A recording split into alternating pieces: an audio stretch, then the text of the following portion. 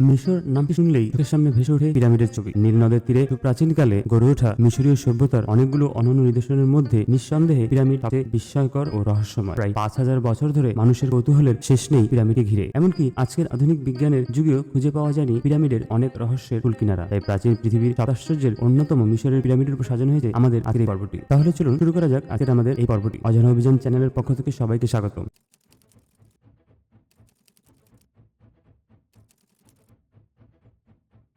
মিশর নামটি শুনলেই চোখের সামনে ভেসে ওঠে পিরামিডের ছবি। প্রাচীন মিশরীয়দের ধর্মবিশ্বাসের একটি গুরুত্বপূর্ণ অংশ ছিল পরকালে বিশ্বাস। তারা বিশ্বাস করতেন মৃত্যু হলো নশ্বর দেহ থেকে পরকালে আত্মার স্থানান্তর। সেখানেও একটি জগৎ রয়েছে, সেখানেও প্রয়োজন হবে ধন দৌলত ও অন্যান্য জাগতিক বিষয়াদি। তাই রাজা ও রানীদের মৃত্যুর পর মৃতদেহের সাথে তাদের দিয়ে দেওয়া হতো সোনা রূপা ও মূল্যবান রত্নাদি।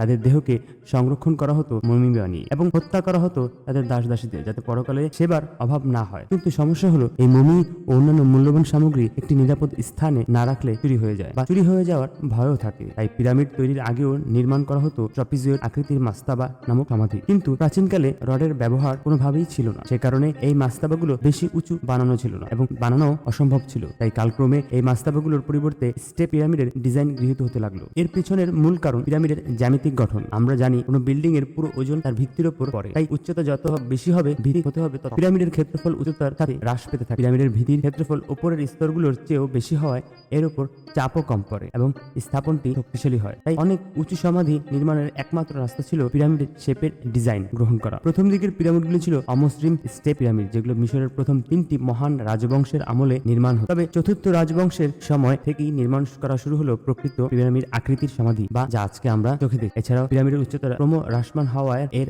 আরো একটি দার্শনিক তাৎপর্য ছিল। মনে করা হতো পিরামিডগুলো যেন ক্রমেই মিলে যাচ্ছে পরজগতের পানে। পিরামিডের আর্কিটেক্টরা ছিলেন প্রাচীন মিশরীয় পুরোহিত, যারা হিমহোটেপ নামে পরিচিত ছিলেন। এ থেকে বোঝা যায় তাদের কাজ শুধু আধ্যাত্মিক জগতেই সীমাবদ্ধ ছিল না, বরং বিজ্ঞান ও প্রযুক্তিও ছিল পুরোহিত কেন্দ্রিক। মিশরের রাজধানী কায়রো থেকে মাত্র 13 কিলোমিটার দক্ষিণ পশ্চিমে অবস্থিত মৃত নগরী আল গিজা। এখানে দেখতে পাওয়া যায় 3টি বড় বড় পিরামিড। এগুলো হলো যথাক্রমে ফারাও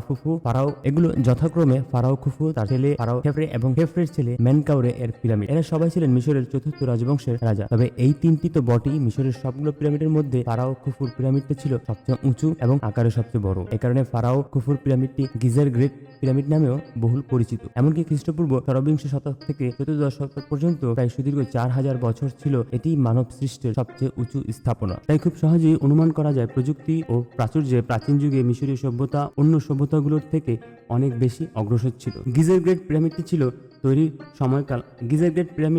তৈরির সময়কাল 2560 থেকে 2540 খ্রিস্টপূর্বাব্দ। প্রকৃত উচ্চতা 481 ফুট হলেও বর্তমান উচ্চতা 455 ফুট। পিরামিডের ভূমি বর্গাকৃতির এবং দৈর্ঘ্য ও প্রস্থ উভয় দিকই 756 ফুট। পাথরের বড় বড় চাই দিয়ে বানানো এই স্থাপনটি আসলে কিভাবে তৈরি করা হয়েছিল সেটা আজও গবেষকদের কাছে এক বিস্ময়ের ব্যাপার। আরো অবাক করা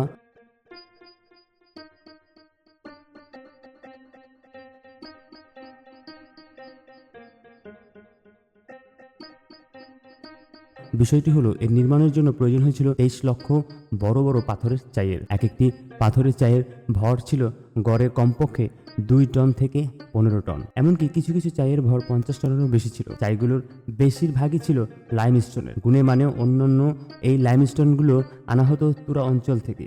নীল নদের পূর্ব তীর থেকে জলপথে নিয়ে আসা হতো এগুলো। কিন্তু দুঃখজনক ব্যাপার হলো, কালের পরিক্রমায় চুরি হয়ে গেছে অনেকগুলো লাইমস্টোনের চাই, যার বেশিরভাগই পরবর্তী সময় ব্যবহৃত হয়েছে কায়রো শহরের বিভিন্ন স্থাপনা নির্মাণে। গিজার পিরামিডের ভেতরে রয়েছে 3টি কক্ষ, একটি বেসমেন্ট, বাকি 2টি উপরের কক্ষ দুটি ছিল যথাক্রমে রানী ও রাজার সমাধি কক্ষ।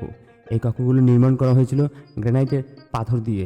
800 কিলোমিটার দূর থেকে নিয়ে আসা হয়েছিল সেগুলো। পিরামিডের ভেতর ঢোকার সরাসরি কোনো পথ ছিল না, তবে অনেকগুলো চোরাই পথ বানানো হয়েছে যুগে যুগে।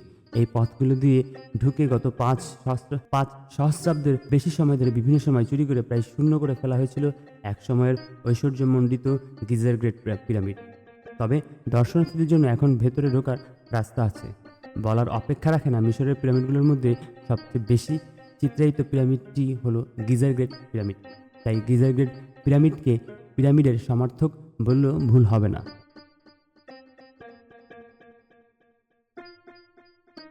গিজার গ্রেট পিরামিডটি নির্মাণ করতে ঠিক কতজন শ্রমিক লেগেছিল সেটা নিশ্চিতভাবে বলা অসম্ভব। তবে জনসংখ্যা ও খাদ্য সরবরাহ পর্যালোচনা এবং ঐতিহাসিক বিভিন্ন সূত্রকে একত্রিত করে মোটামুটি একটি সিদ্ধান্তে পৌঁছানো গেছে। ধারণা করা হয় প্রায় 4,000 থেকে 6,000 পাথর খোদাইয়ে দক্ষ রাজমিস্ত্রি একটানা প্রায় 20 বছর সময় ধরে এই নির্মাণ কাজ সম্পন্ন করেছিলেন। তবে নীল নদের দান প্রাচীন মিশর বছরে 3 মাস ডুবে থাকতো পানির নিচে। অনুমান করা হয় এই সময়গুলোতে লক্ষাধিক কৃষকও তাদের সাথে যোগ দিত। এছাড়া দাস, যুদ্ধবন্দী ও অন্যান্য শ্রমিক তো ছিলই। শ্রমিক ও মিস্ত্রিদের খাবার বাবদ প্রতিদিন 2 লক্ষ পিস রুটি ও 10,000 ও 1 লক্ষ পেঁয়াজের প্রয়োজন হতো। পিরামিডের আশেপাশে ছিল শ্রমিকদের থাকার জায়গা। এই উদ্দেশ্যে গড়ে উঠেছিল কয়েকটি গ্রাম। আজকের দিনে একটি পিরামিড তৈরি করতে তাহলে কত খরচ পড়তো ভাবতেই অবাক লাগে। গবেষকরা সেটি হিসাব করে দেখিয়েছেন। আজকের বাজার মূল্যে গিজার গ্রেট পিরামিডটি তৈরি করতে প্রায় $5 বিলিয়ন ব্যয় করতে হতো। কিন্তু মিশরের এই গ্রেট পিরামিডের ঐতিহাসিক গুরুত্ব এতই বেশি যে নিচে কাগজের নোটে এর মূল্য হিসাব করা কখনোই সম্ভব নয়। আজ এ পর্যন্তই। দেখা হবে আগামী কোনো ইতিহাসের খোঁজে। সবাইকে শুভকামনা। ভিডিওটি ভালো লেগে থাকলে অবশ্যই একটি লাইক দিয়ে চ্যানেলটি সাবস্ক্রাইব